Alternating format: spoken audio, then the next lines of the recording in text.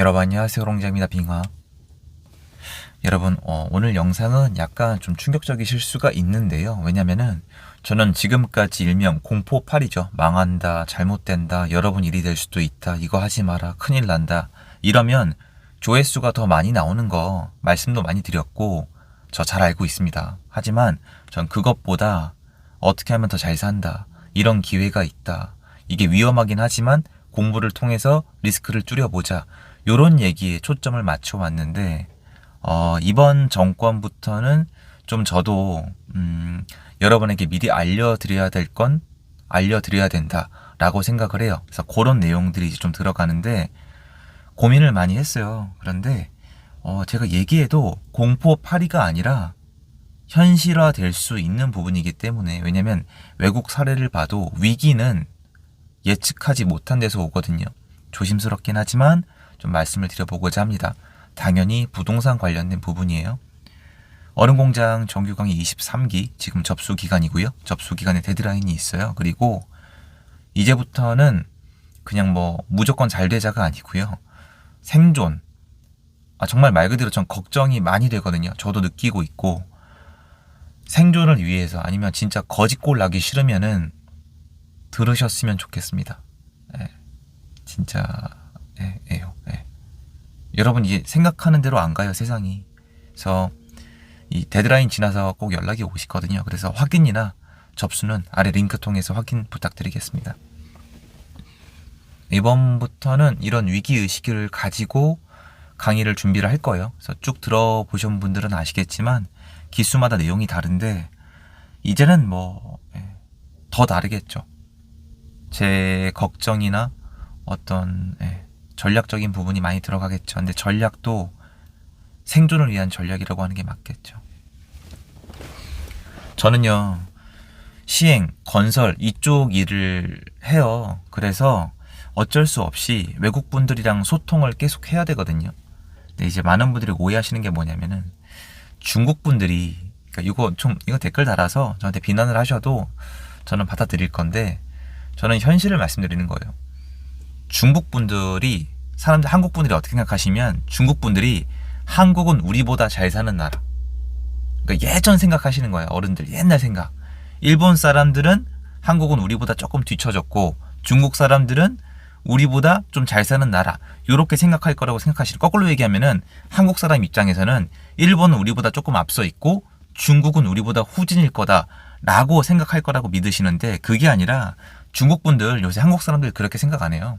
그냥 한류에 대한 반응은 있어요. 연예인에 대한 좋은 반응은 있는데 한국 사람들 본인들보다 밑으로 보세요. 그리고 지금 한국에서 일하시는 분들은 다 알아요. 한국 사람들은 중국에 와서 일자리를 얻거나 사업으로 성공하거나 뭔가 부동산을 취득하는 게 막혀 있어요. 되게 어렵거나 중국에서 뭔가를 하다가 중국 정부한테 뭔가를 뺏겨도 찍소리도 못하는 거 다 알고 있어요. 그런데 거꾸로는 안 돼요.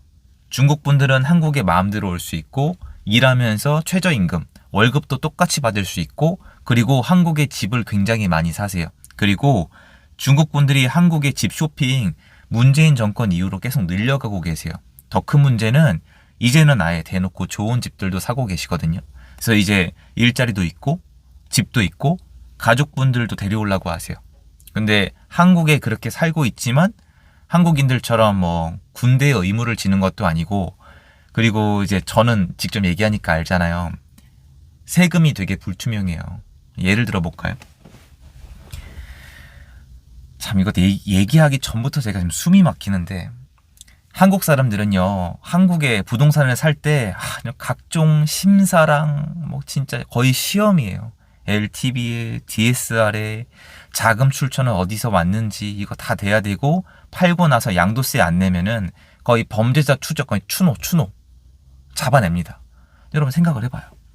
중국 사람이 한국에 부동산을 살 때 무슨 제약이 있을까요? 허가제가 아니에요. 신고제입니다. 그럼 살 때 이 돈이 어디서 왔는지 어떻게 알 수 있죠? 중국에서 부모님한테 받았는지, 중국에서 뭐 탈세를 해서 번 돈인지, 엉뚱한 사업, 뭐 도박이나 뭐 코인이 불법은 아니지만 코인 관련된 음지의 사업을 해서 번 돈인지, 중국에 있던 자료를 받을 수가 있나요? 중국이 그런 자료를 줄 거라고 생각하시는 순진한 분은 없죠. 왜냐하면 그런 걸 잡아냈다는 기사는 거의 보신 적이 없을 거예요. 한국 내에서 세금을 안 냈다는 건 잡아냈어도 중국 내에서 뭘 잘못한 돈으로 한국에 들어왔다는 내용은 못 보셨을 거예요. 왜냐하면 중국은 한국한테 그런 거를 오픈할 의무가 없거든요. 그러면 문제가 생기는 게 한국 사람은 이거를 어떻게 벌었는지까지 다 증명을 해야 되는데 중국 사람은 증명을 안 해도 되고요. 이런 사례도 있어요. 한국에서 집을 샀어요. 중국 분이. 그래서 팔았어요. 수익이 많이 났어요. 그럼 양도세 내야 되잖아요. 근데 한국 사람은 양도세 안 나면 추노합니다. 끝까지 추격을 하는데 중국 분은 예를 들어서 실제로 있는 사례잖아요. 집에 가버린 거예요. 양도세는 여러분이 그 파신 달 말일부터 2개월 이내에 내야 되거든요. 2개월 그 만료일까지. 근데 중국 분이 양도세를 안 내고 본국으로 돌아가셨어요. 어떻게 할 거예요? 여러분 기사 보신 적 있으세요? 양도세 안 낸 중국인을 한국에서 추적해가지고 중국에서 잡아왔다. 또는 중국에 협조 요청해서 잡아왔다. 형사처벌 대상이 아닌데요. 그러니까 이런 식으로 불공평해지고 있는 거예요. 그래서 중국 분들은 한국에 들어와서 지위를 올리고 있고 한국 분들은 중국에 가서 지금 그런 일이 없어요. 왜냐면 중국에서 사업하다가 나오신 분들은 거의 비슷한 얘기 하시는데 2번 다시 거기 가서 사업 안 하겠다고 하시거든요. 자, 그런데 이제부터 이제 본격적인 게 펼쳐져요. 그리고 하나 더 말씀드리자면은 홍콩이었나? 홍콩인가 싱가포르인가 이쪽에 국가가 몇 개가 있어요. 몇몇 국가에서는 외국인이 가서 시민권이나 영주권 없이 부동산 사잖아요. 그럼 취득세를 20% 30% 때리거든요. 한국은 이제 12% 이상을 내는 케이스가 있어요. 취득세를 다주택자가.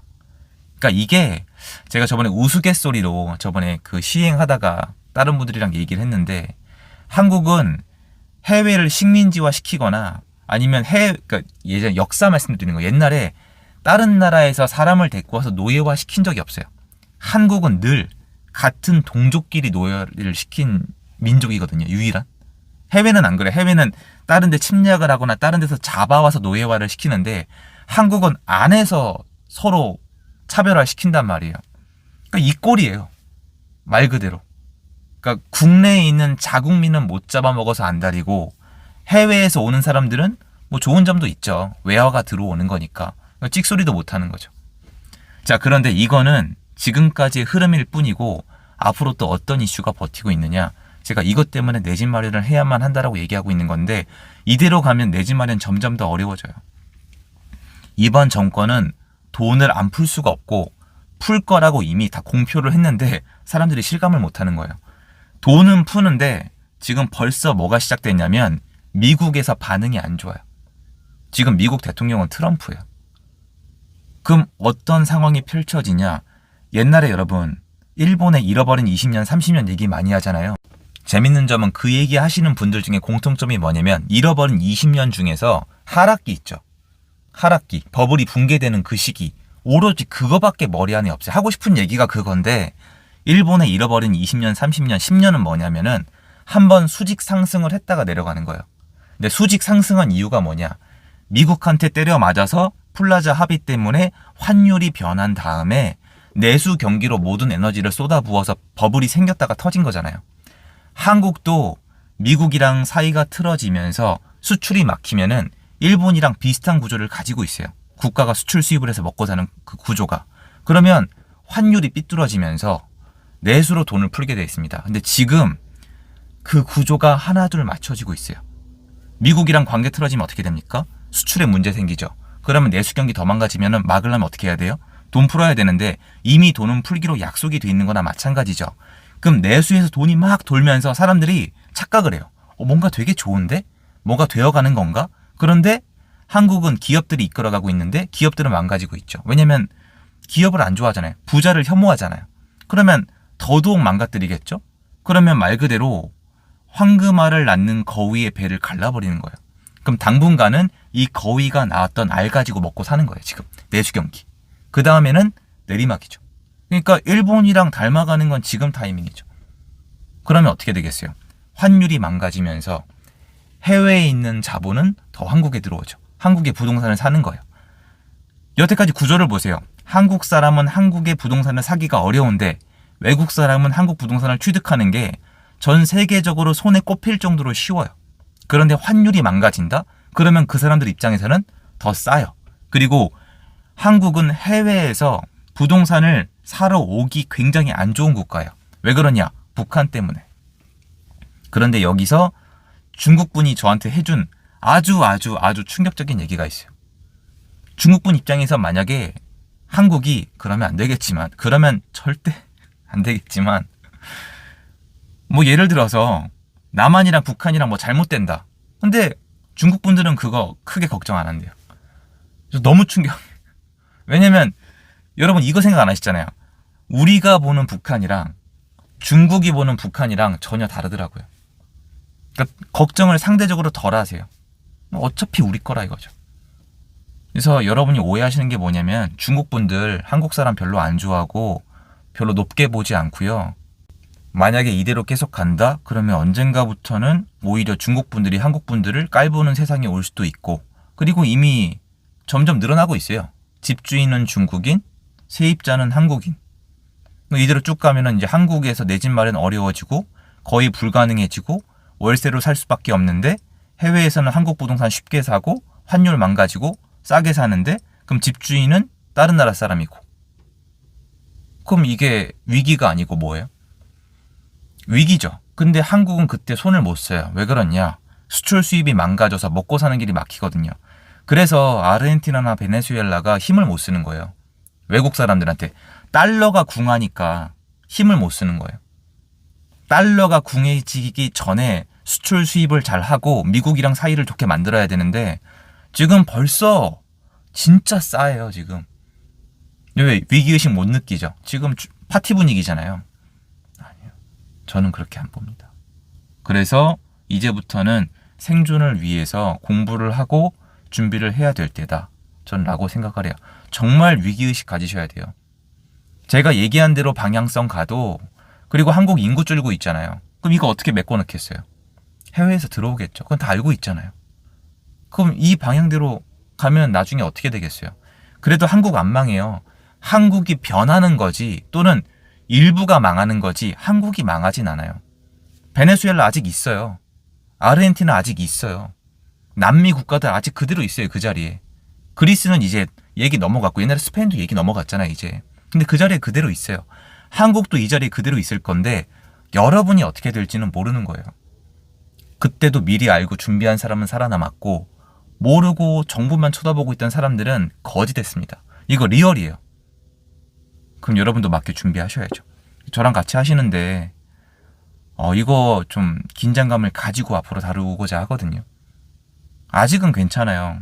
한국은 해외 자본이 부동산 시장이 되게 조금 들어와 있는 나라거든요. 북한 리스크 때문에. 하지만 이대로 간다면 중국이 있기 때문에 잘 모르겠어요. 앞으로 좀 이 부분을 같이 지켜봤으면 좋겠습니다. 생존이 걸린 부분이니까요. 영상 여기까지고요. 도움되었으면 좋겠습니다. 좋은 하루 되시고요. 감사합니다.